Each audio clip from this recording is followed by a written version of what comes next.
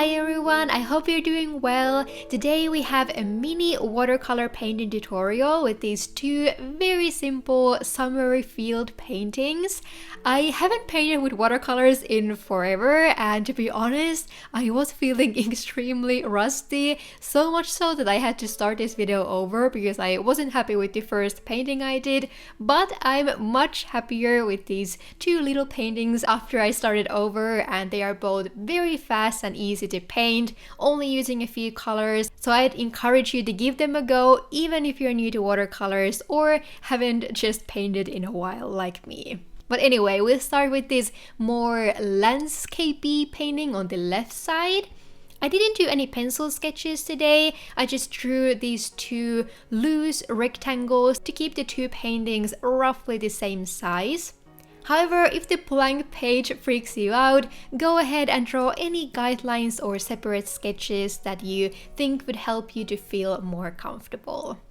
We'll start here with a flat brush, and we are first adding a layer of water to this whole rectangle so that we get a very smooth blended look to these first colors. Then we'll start with this bright sky blue shade, and I started to sweep it across the top part and also added some small taps of it here and there to create some color variation. You could add another color here if you want, for example a light pink, purple or orange to create a sunrise or sunset vibe, but I was trying to keep the colors to the minimum here to not make things muddy and messy, which is something I tend to do often. So all I did was adding just a hair of this darker grayish blue, which you can barely even see. Then, while the background is still wet, we'll also go ahead and start adding this bright yellow ochre and green mixture to the bottom and slowly work upwards to meet the sky color. I added a little bit of yellow to the center of this field part, which will brighten up the colors, and otherwise we'll avoid adding any other color to the center part just to keep pretty highlighted effect in the final image. Again, I was really trying to limit the colors here and go for these yellowish greens at this point, and also keep the colors darkest towards the bottom edge.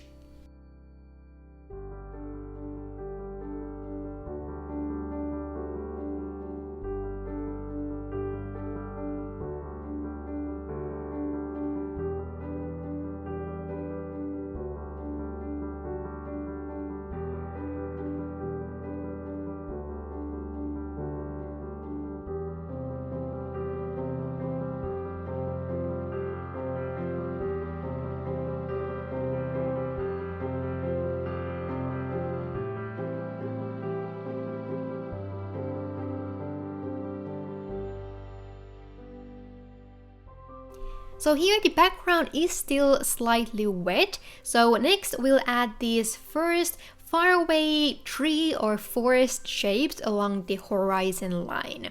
I used the same two blue shades and also mixed whatever green was left in the palette, and I focused most of these colors toward the edges and left the middle a little bit lighter.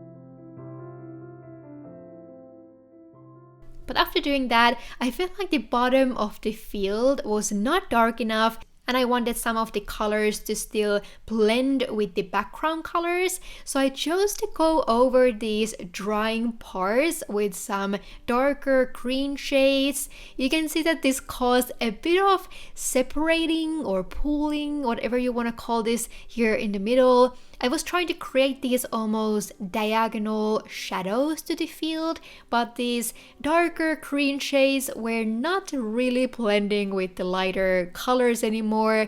So after adding some of these darker tones and freaking out a little bit, I decided to take a risk and sweep water over the whole field part again with the flat brush, and that actually helped a lot to blend these darker shades with the rest, and also allowed some extra time to add any shadows here and there with a darker green and blue-gray mixture.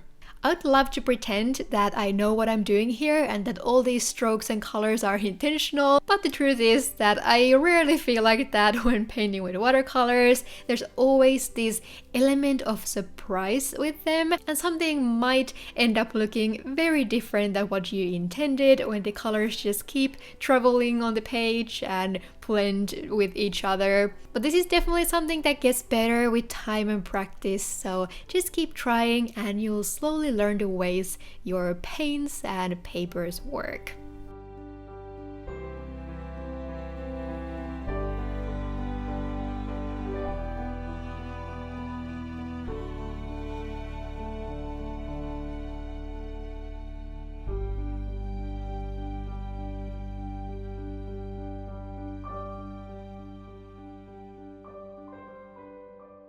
Anyway, at this point, I let the painting dry and then we'll start the final detailing or polishing phase, which is gonna be fairly simple.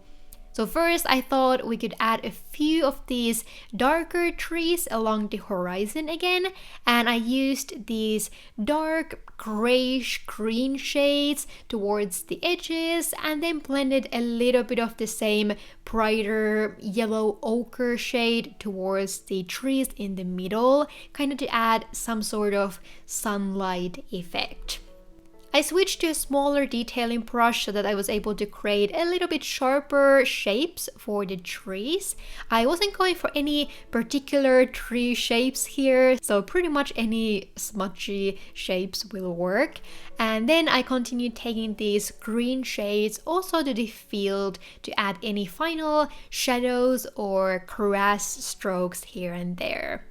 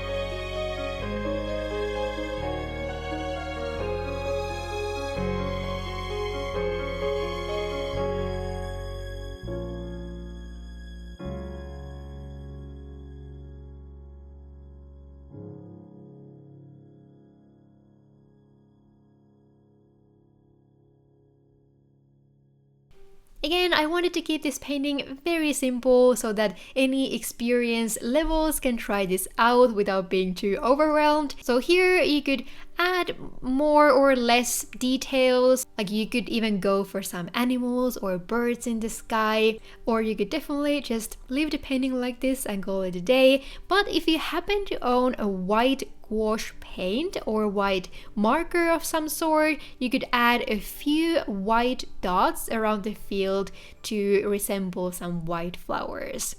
So this is what I did, and I think it added such a pretty and delicate final touch to this painting. I tried to keep the dots as small as possible and almost create these small groups of them rather than just adding singular dots here and there. I think doing it this way just resembled flowers a little bit more, but I think both options would still totally work.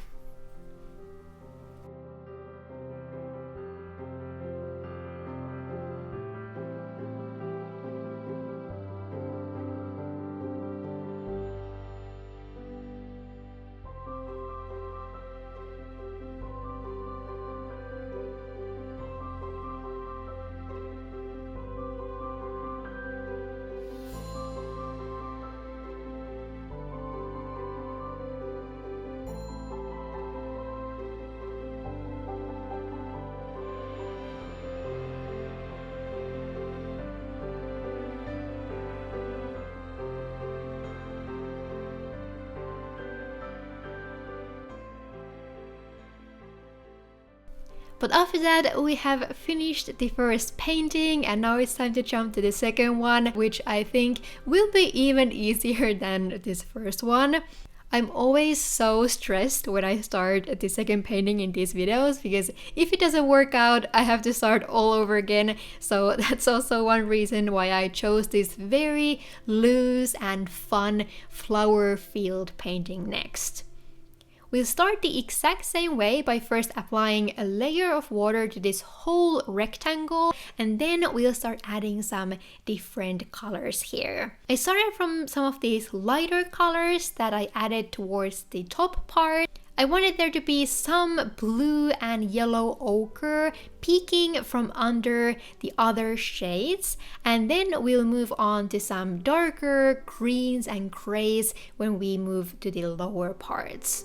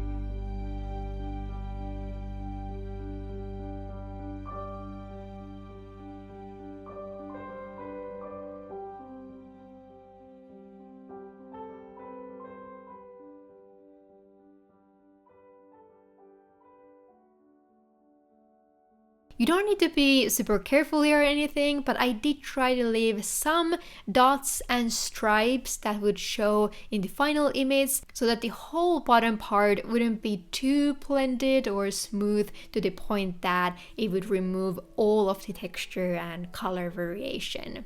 You might really need to dig into your colors to get this dark intensity out of them, especially if you're going with only one layer. But when you're happy with the colors, we'll let the background fully dry, and then all we have left is to paint all the flowers on top. I used the same white gouache paint here and started to paint these very simple flower shapes. Most of my flowers have 4 petals, but I think I painted 3 or 5 to some of them. It doesn't really matter. I often painted the front petal slightly smaller than the rest, which will help to give an angle to the flower. And I also tried to change the sizes and directions overall. I also tried to leave the centers of the flowers blank for now because it helps with the flower shapes, but I also wanted to add a different color there later.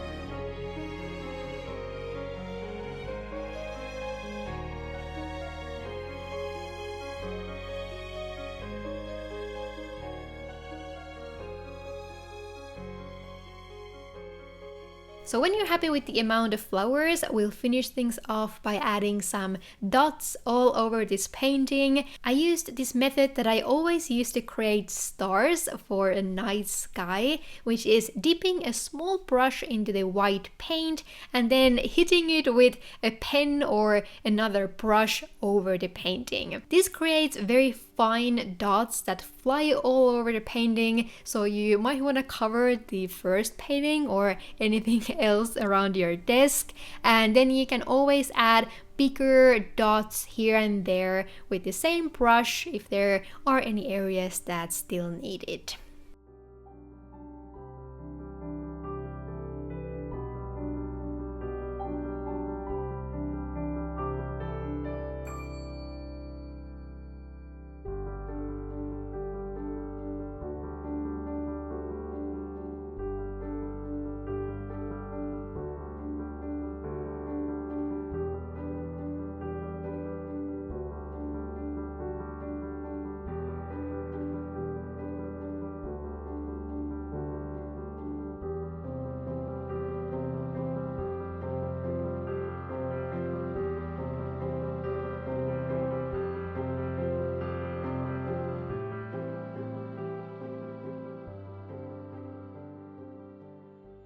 Then lastly, as a completely optional step again, I took out my new foil paints and added this gold shade in the centers of the white flowers and all over the painting as well. You could definitely use a yellow or orange shade if you don't own a gold foil paint, and I think this added just a bit more interest and color to this otherwise very simple painting.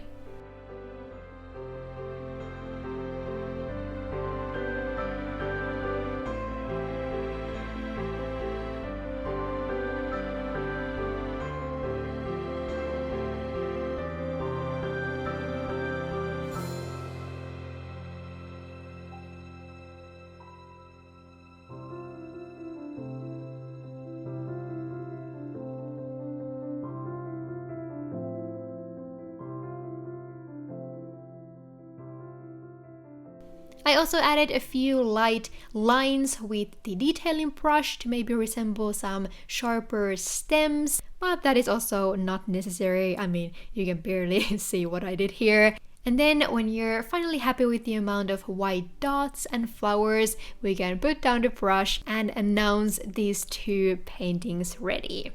I really hope you enjoyed watching this simple tutorial and that it encourages you to take out your watercolors. If this was your first time around here and you'd like to stay tuned for more, definitely consider subscribing.